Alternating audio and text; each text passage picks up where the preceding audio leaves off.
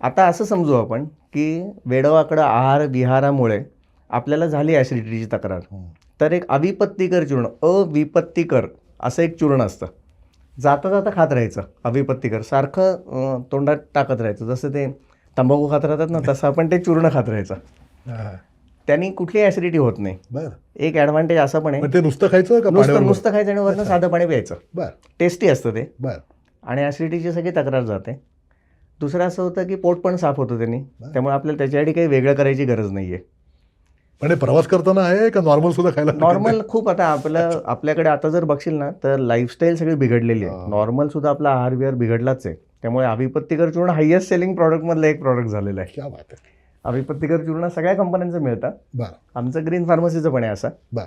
पण हे काय ज्यावेळेला आपण प्रवास करतो त्यावेळेला हे कॅरी करायचं. अगदी सिम्पल आहे ना, पावडरच आहे ती. कॅरी करायला कुठे विमानात अडवत पण नाहीत, काहीच अडचण येत नाही. Correct correct correct.